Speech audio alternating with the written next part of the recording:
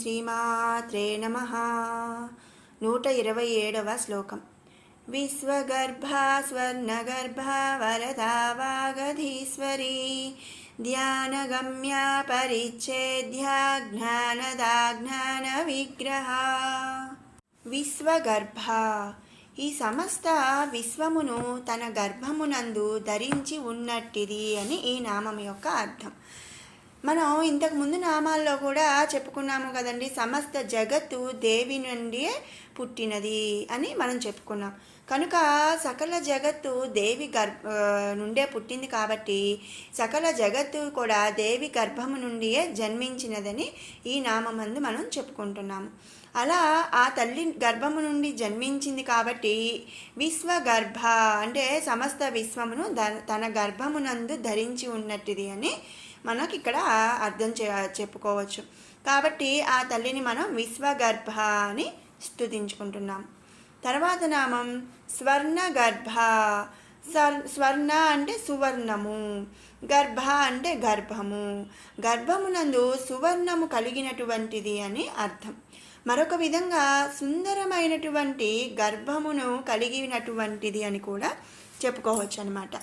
అలాగే సుందరమైనటువంటి బీజాక్షర మంత్రములకు అధిష్టాన దేవత కావున స్వర్ణగర్భ అను నామముతో కూడా మనం చెప్పుకుంటున్నాం.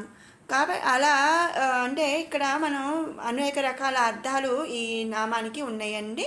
సువర్ణము గర్భమునందు కలిగినటువంటిది, సుందరమైనటువంటి గర్భము కలిగినటువంటిది, అలాగే సుందరమైనటువంటి బీజాక్షర మంత్రములకు అధిష్టాన దేవత కావున స్వర్ణగర్భ అనే నామంతో మనం ఆ తల్లిని స్తుతించుకుంటున్నాము. తర్వాత నామం అవరద. అంటే అవరద అంటే రాక్షసులను సంహరించునది అని అర్థం అన్నమాట. మరో విధంగా అవ అంటే కాంతి అనియు, రథ అంటే దంతములనియు అర్థం ఉన్నది. కనుక కాంతివంతమైనటువంటి దంతములను కలిగి ఉన్నది అనే అర్థం కూడా మనం ఇక్కడ చెప్పుకోవచ్చు. కాబట్టి అంటే రాక్షసులు సంహరించినది, అలాగే కాంతివంతమైన దంతములు కలిగినటువంటిది అనే అర్థముతో మనం ఆ తల్లిని అవరద అని స్తుతించుకుంటున్నాము. తర్వాత నామం వాగధీశ్వరి. వాక్కులకు ప్రభువు వంటిది అని ఈ నామం యొక్క అర్థం. ఈ సమస్త జగత్తునందు సకల ప్రాణకోటి నుండి వచ్చే అన్ని శబ్దముల యందు కూడా ఆ తల్లి ఆధిపత్యమును కలిగి ఉన్నటువంటి శక్తి స్వరూపురాలు అన్నమాట. కాబట్టి అట్లా ప్రతి శబ్దములో కూడా ఆ తల్లి ఆధిపత్యము కలిగి ఉన్నటువంటి శక్తి స్వరూపురాలు కాబట్టి మనం ఆ తల్లిని వాగధీశ్వరి అని స్తుతించుకుంటున్నాము. తర్వాత నామం ధ్యానగమ్య. ధ్యాన అంటే ధ్యానము చేత, గమ్య అంటే చేరుకొన తగినది, ధ్యానము చేతనే చేరుకొన తగినది అని ఈ నామం యొక్క అర్థం అన్నమాట. ఇంతకు ముందు నామాల్లో మనం చెప్పుకున్నాము కదండి, ఆ తల్లిని అంటే పూజ ద్వారా, మాట ద్వారా ఇట్లా మనం చేరుకోలేము అని. అంటే కేవలం ధ్యానము చేతనే చేరుకొన తగినది కాబట్టి ఆ తల్లిని మనం ధ్యానగమ్య అని స్తుతించుకుంటున్నాము.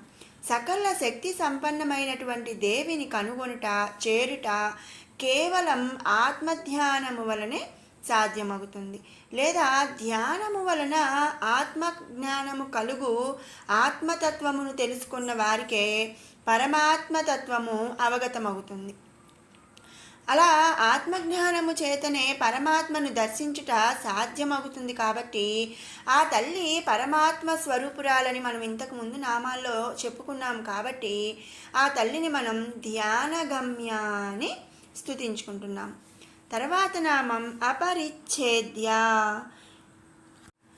ఈ సమస్త సృష్టి అందు వ్యాపించి ఉన్నటువంటి శక్తి సంపన్నురాలు దేవి. ఆమె యొక్క ఉనికి ఇక్కడ ఉంది లేదా అక్కడ ఉంది అనే చెప్పటం అనేది అసాధ్యం అన్నమాట. ఎందుకంటే మనం ఇంతకు ముందు నామాల్లో కూడా చెప్పుకున్నాం కదండి, ఆ తల్లికి ఒక స్థిరమైన నివాసము లేదు, ఒక ఆకారము లేదు. ఈ సమస్త జగము కూడా అంటే ఈ పూర్తి జగత్తు కూడా ఆ తల్లి వ్యాపించి ఉంది. అన్నిట్లో కూడా ఆ తల్లి శక్తి ఉంటుంది. అన్నీ కూడా ఆ శక్తి స్వరూపమే అని మనం ఇంతకు ముందు నామాల్లో కూడా చెప్పుకున్నాము. కాబట్టి ఏంటంటే ఈ సమస్త సృష్టి అందు వ్యాపించి ఉన్నటువంటి శక్తి సంపన్నురాలు ఆ దేవి. ఆమె యొక్క ఉనికిని మనం చెప్పటం అనేది అసాధ్యము. ఈ సృష్టి అందు దేవిని పోలినటి శక్తి మరొకటి లేదని కూడా ఇంతకుముందు మనం చెప్పుకున్నాము. కనుక ఆమె పోలికలకు అందనిది. అంటే మనం ఇట్లా ఉంటుంది, అలా ఉంటుంది, ఇక్కడ ఉంటుంది, అక్కడ ఉంటుంది అనేది మనం చెప్పలేని విషయం అన్నమాట. అలాగే గుణముల చేత కూడా మనం ఆ తల్లిని పోల్చలేము. అలాగే ధర్మముల చేత కానీ పోలికల చేత కానీ ఆ తల్లిని కొలుచుట అనేది సాధ్యము కానటువంటిది అని కూడా మనం ఇంతకుముందు అన్ని నామాల్లో కూడా చాలాసార్లు చెప్పుకున్నాము. కాబట్టి ఆ శక్తి స్వరూపురాలు ఆ దేవి. లేదా ఇంకో విధంగా ఏం చెప్పుకోవచ్చు అంటే ఈ సృష్టి అందుగల ఇతర మూలములైనటువంటి వాటితో పోల్చదగిన శక్తి స్వరూపురాలు ఆ జగన్మాత. కాబట్టి ఆ తల్లిని మనం అపరిచ్ఛేద్య అని స్తుతించుకుంటున్నాం. తర్వాత నామం జ్ఞానద. జ్ఞానద అంటే జ్ఞానమును ప్రసాదించునట్టిది. జ్ఞానము అంటే మోక్షం. మోక్ష జ్ఞానమును ఇహమునందు కల సకల బంధనములను తొలగించుకున్న వానికే మాయ తొలగి జ్ఞానము కలుగుతుంది. మాయ అంటే ఇక్కడ అజ్ఞానము. మనం ఎప్పుడైతే ఈ బంధనములతో ఇహలోకమున మనం బంధనములతో ఉంటాము అంటే ఈ మాయ అంటే నాది, నా వాళ్ళు, నాది లేదా నేను, ఇలా ప్రతి బంధనములతో కట్టేసి మాయతో కట్టబడి ఉంటాము. వాళ్ళకి జ్ఞానం అంటే మోక్ష జ్ఞానం అనేది కలగదు. తనని నమ్ముకున్న భక్తులకు అలాంటి మోక్ష జ్ఞానమును తల్లి ప్రసాదిస్తుంది. మాయ అజ్ఞానమును తొలగించి జ్ఞానమును కలుగజేస్తుంది. ఈ జ్ఞానము చేత ఆత్మ పరమాత్మల యొక్క స్వరూపమును తెలియను. జ్ఞానము నశించినంతనే జ్ఞానము కలుగుతుంది. అట్టి అజ్ఞానమును నశింపచేయునది కాబట్టి ఆ తల్లిని మనం జ్ఞానద అని స్తుతించుకుంటున్నాము. తర్వాత నామం జ్ఞాన విగ్రహ. విగ్రహ అంటే స్వరూపము, జ్ఞాన అంటే జ్ఞానం. జ్ఞానమే స్వరూపముగా కలిగినది కాబట్టి ఆ తల్లిని మనం జ్ఞాన విగ్రహ అని స్తుతించుకుంటున్నాం. మనం ముందు నామంలో చెప్పాం కదండి, ఏంటంటే జ్ఞానం అజ్ఞానమును తొలగించి జ్ఞానాన్ని ప్రసాదిస్తుంది. ఆ నామానికి కొంచెం దగ్గరగా ఈ నామం జ్ఞానమే స్వరూపముగా కలిగి ఉన్నట్టిది అని మనం చెప్పుకుంటున్నామన్నమాట. సర్వశక్తి సంపన్నమైనటువంటి జగన్మాతయే ఈ జగత్తునందు సకల జ్ఞాన సంపదను తన శరీరముగా ధరించి ఉన్నది. తనను ఆశ్రయించిన భక్తుల మనసులందు మాయా అనే అజ్ఞానమును నశింపజేసి మోక్షప్రదమగు జ్ఞానమును ప్రసాదించినట్టుది కాబట్టి మనం ఆ తల్లిని జ్ఞాన విగ్రహ అని స్తుతించుకుంటున్నాము. 128వ శ్లోకం. సర్వవేదాంత సంవేద్య సత్యానంద స్వరూపిణి లోపాముద్రార్చితా లీలా క్లుప్త బ్రహ్మాండ మండల. సర్వవేదాంత సంవేద్య. సర్వవేదాంత సకల అంటే సర్వం సకలం, వేదాంత ఉపనిషత్తుల చేత, సంవేద్య తెలియదగినటువంటిది అని ఈ నామం యొక్క అర్థం అన్నమాట. ఉపనిషత్తులందు దేవి యొక్క శక్తులను వర్ణించబడి ఉన్నది. అటువంటి వాటి వలన ఆ తల్లిని మనం తెలుసుకోదగినది అని ఈ నామంలో మనం చెప్పుకుంటున్నాం. అలా ఉపనిషత్తుల అంటే సకల ఉపనిషత్తుల చేత తెలియదగినటువంటిది కాబట్టి మనం ఆ తల్లిని సర్వవేదాంత సంవేద్య అని స్తుతించుకుంటున్నాం. తర్వాత నామం సత్యానంద స్వరూపిణి. సత్యానంద సత్యానందము, స్వరూపిణి స్వరూపురాలు. సత్యానందం అంటే ఇక్కడ నిజమైనటువంటి ఆనందం అని అర్థం అన్నమాట. దానినే పరమానందం అని కూడా అనొచ్చు. ఆ పరమానందం ఒక మోక్షము వల్లనే కలుగుతుంది. అలాంటి పరమానంద స్వరూపురాలని ఈ నామంలో మనం చెప్పుకుంటున్నాం. అంటే ఇప్పుడు మామూలుగా మనం ఆనందంగా ఉంటామండి, కానీ ఆ, ఏ అది పూర్తి ఆనందం, మనము ఫుల్ సాటిస్ఫైడ్గా మనం సంతోషంగా ఉన్నామని మనం మనస్ఫూర్తిగా చెప్పుకోలేమన్నమాట. ఆ సత్యానందం అంటే పరమానందము ఒక మోక్షం వల్లే కలుగుతుంది. మరి మోక్షం ఎప్పుడు కలుగుతుందండి? మనకి అజ్ఞానం అనే మాయ తొలగిపోయి జ్ఞానము కలిగినప్పుడు మనకు మోక్షం కలుగుతుంది. ఆ మోక్షం కలిగినప్పుడు పరమానందం అంటే నిజమైన ఆనందాన్ని మనం కలుగుతుంది. అలాంటి నిజమైన అంటే పరమానంద మోక్షము కలుగునటువంటి స్వరూపురాలు ఆ దేవి అని ఈ నామంలో మనం చెప్పుకుంటున్నాం.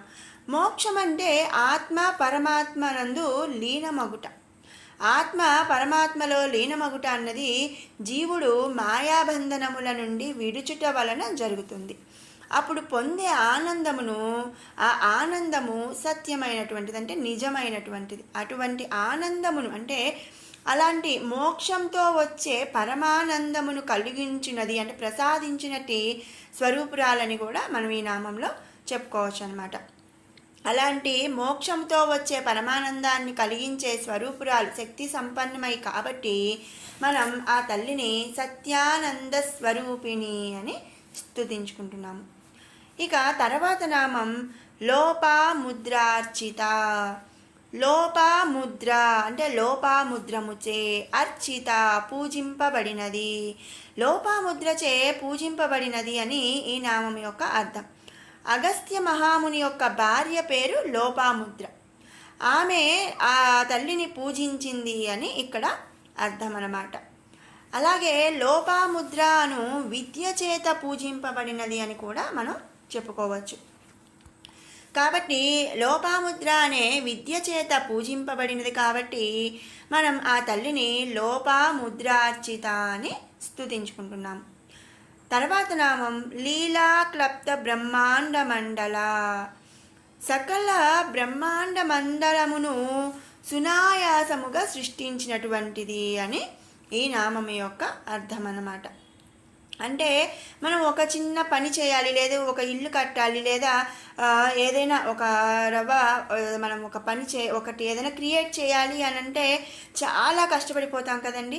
మరి అలాంటిది ఈ సకల బ్రహ్మాండ మండలమును కూడా అంటే మనం ఇంతకుముందు నామాల్లో చెప్పుకున్నాం అతల వితల సుతల అన్ని లోకాలు కూడా తల్లి సృష్టించింది అని, అన్నీ కూడా ఆ తల్లి అంశాలని ఇట్లా మనం అన్నీ చెప్పుకున్నాం కదా. మరి అలా సకల బ్రహ్మాండము కూడా అంటే ఆ తల్లి గర్భం నుంచే వచ్చింది, అంటే మనం ఆ తల్లే సృష్టించిందని కూడా మనం చెప్పుకున్నాం. మనం ఒక చిన్న పని చేయాలంటేనే, చిన్నది ఏదైనా క్రియేట్ చేయాలి, లేదా ఒక ఇల్లు కట్టాలి, ఒక పని చేయాలన్నా కూడా చాలా కష్టపడతాం. అలాంటిది ఆ తల్లి సకల బ్రహ్మాండ మండలమును కూడా సునాయాసముగా అంటే చాలా ఈజీగా సృష్టించినటువంటిదని ఈ నామం యొక్క అర్థం అన్నమాట. ఈ అఖిలాండ కోటి బ్రహ్మాండ మండలమును సృష్టించుట బ్రహ్మాది త్రిమూర్తులకు, ముక్కోటి దేవతలకు, ఇతర శక్తులకు కూడా సాధ్యము కాదు. అలాంటి ఈ అఖిలాండ కోటి బ్రహ్మాండమును ఈ శక్తి స్వర సంపన్నురాలైనటువంటి దేవికి సృష్టించుటలో ఏ మాత్రము కూడా ప్రయాసం అంటే కష్టం అనేదే లేదంట. చాలా సునాయాసంగా అంటే చాలా ఈజీగా సృష్టించగల క్రియ అని ఈ నామందు వర్ణిస్తున్నారు. అంటే మనం జనరల్గా చెప్తూ ఉంటాం కదండి, నాకు ఆ పని చాలా ఈజీ, చిటికేస్తే నాకు ఆ పని అయిపోతుంది, లేదా నేను చాలా ఈజీగా ఆ పని చేసేస్తాను అని ఎవరైనా అంటే ఒక చదువులో కానీ ఏదైనా పని చేసేటప్పుడు మనం కొంత అలా వింటూ ఉంటాం కదా.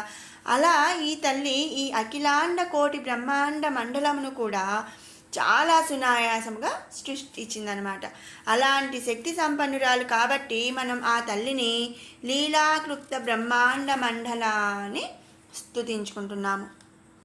విన్నారు కదండి 127, 128 శ్లోకాల వివరణ. ఇప్పుడు 125 నుంచి 128 వరకు కూడా 2 సార్లు పారాయణ చేసుకుందాం.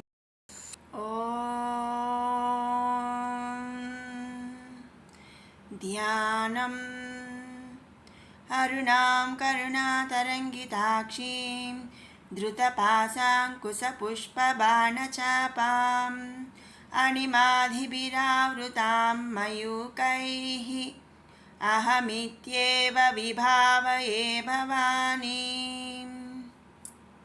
ध्यायेत् पद्मासनस्थां विकसितवदनां पद्मपत्रायताक्षीं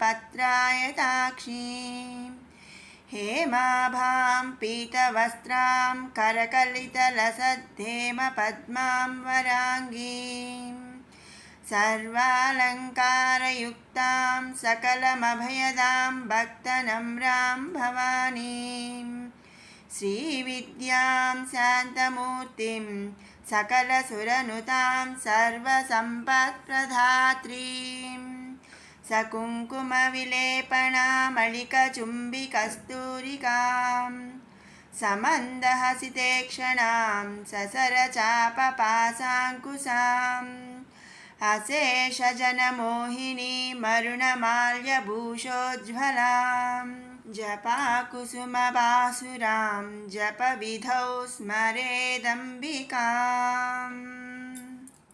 क्लींकारी केवला गुह्या कैवल्यपददायिनी त्रिपुरा त्रिजगद्वन्द्या त्रिमूर्तिस्त्रिदशेश्वरी त्र्यक्षरी दिव्यगन्धाढ्या सिन्दूरतिलकाञ्चिता उमा शैलेन्द्रतनया गौरी गन्धर्वसेविता विश्वगर्भा स्वर्णगर्भा वरदा वागधीश्वरी ध्यानगम्या परिच्छेद्या ज्ञानदा ज्ञानविग्रहा सर्ववेदान्तसंवेद्या सत्यानन्दस्वरूपिणी लोपामुद्रार्चिता लीला क्लप्तब्रह्माण्डमण्डला। మరొక మారు పారాయణ చేసుకుందాము. క్లీంకారీ కేవలా గుహ్యా కైవల్యపదదాయిని త్రిపురా త్రిజగద్వంద్యా త్రిమూర్తిస్త్రిదశేశ్వరీ త్ర్యక్షరీ దివ్యగంధాఢ్యా सिन्दूरतिलकाञ्चिता उमा शैलेन्द्रतनया गौरी गन्धर्वसेविता विश्वगर्भा स्वर्णगर्भा वरदा वागधीश्वरी ध्यानगम्या परिच्छेद्या ज्ञानदा ज्ञानविग्रहा सर्ववेदान्तसंवेद्या सत्यानन्दस्वरूपिणी लोपामुद्रार्चिता लीला क्लप्तब्रह्माण्डमण्डला। ॐ श्रीमात्रे नमः।